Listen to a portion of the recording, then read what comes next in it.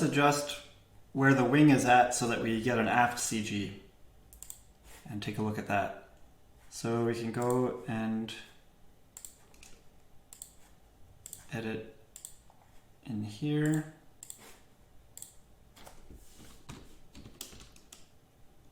To move the wing forward. And this is keeping track of where our CG was. So let's change that now to 50%. And we can see that that's pretty close. So there's only a 0.13 off from the actual CG. So that's close enough.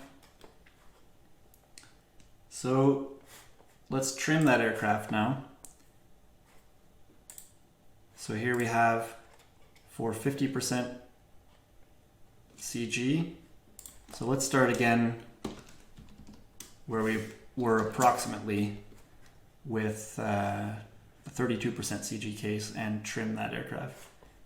So we can see that with a 50% CG, we have the lift 2.57 in front and 49.4 here.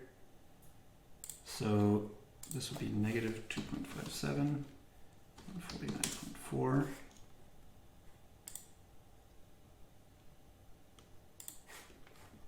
And so we want to make sure to set this one to 55 by adjusting here. And we have a big torque imbalance, so let's set that to 0 by changing this one. Go through another round of that.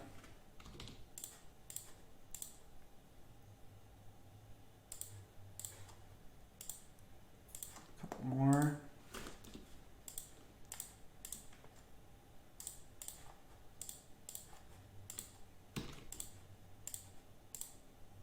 There we go.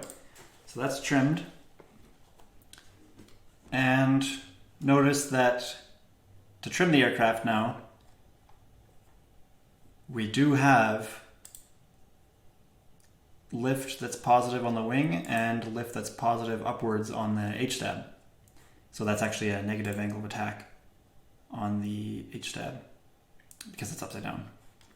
So here we actually have at cruise a negative angle of attack of the fuselage, which is not super common, but it could happen. So let's take a look at the aircraft and make sure that these measurements are still right.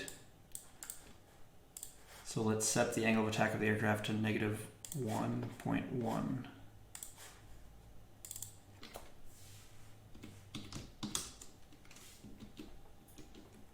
So it's pointing downwards a bit now. So now we actually have 2.5. Well, the other thing is that this has moved, so the center of pressure is at 0.423. So we'll move that. 423. And so, okay, now we have 2.06 and 49.42. 2.06 and 49.42.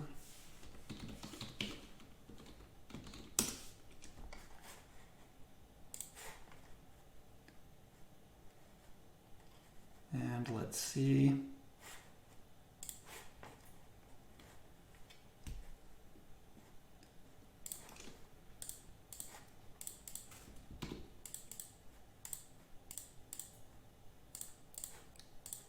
This again.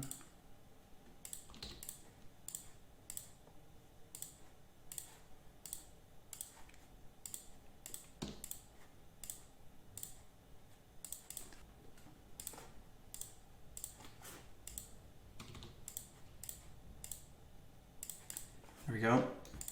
So we actually have pretty much -1. So let's go back and change this to -0.99. Oops, I switched this direction again.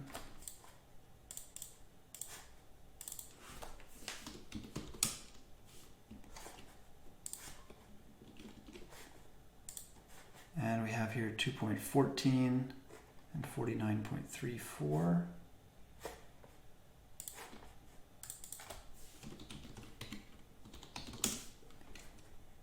So now we're getting close.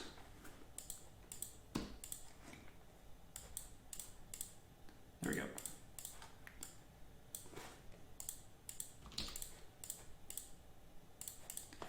There we go. So let's set it to -1 and call that trimmed. So 1 degree. So our first point is going to be at -1 angle of attack of the aircraft. Our wing is producing 113, moment h-stab, -113. So there's our first point. So let's again add 3 degrees and keep track in those increments. So we'll add 3 here. And the h-stab's upside down, so we'll subtract 3. And so the center pressure is moved forwards to 0.388.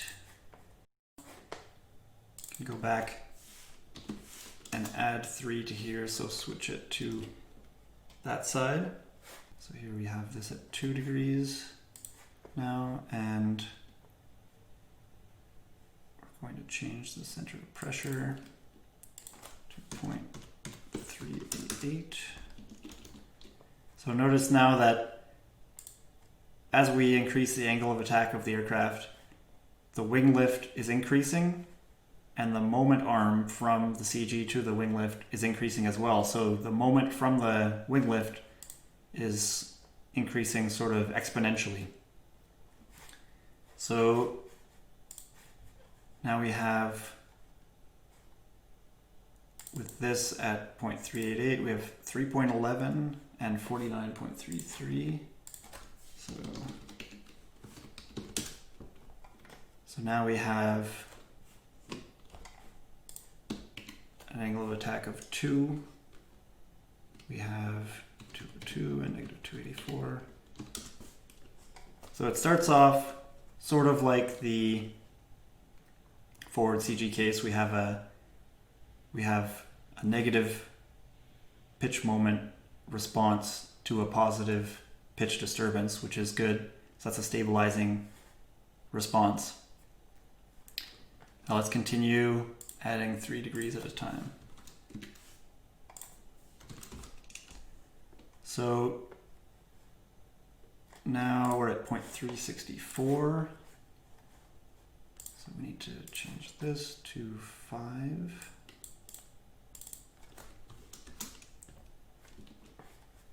And this to 0.364. So we have 3.86 and 49.11. So here at 5 we have 288, -358, 69.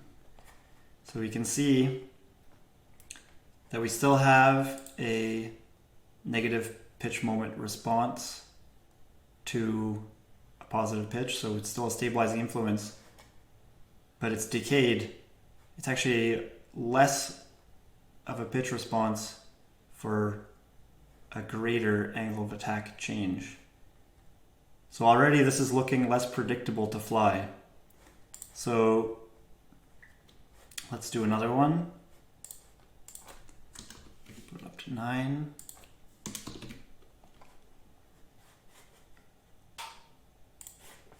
So I'll change in here to 8 degrees.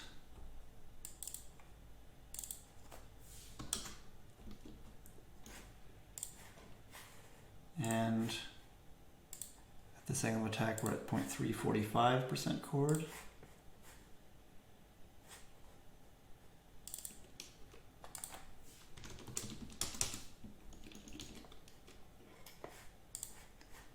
So now our measurements are 4.46, 48.76.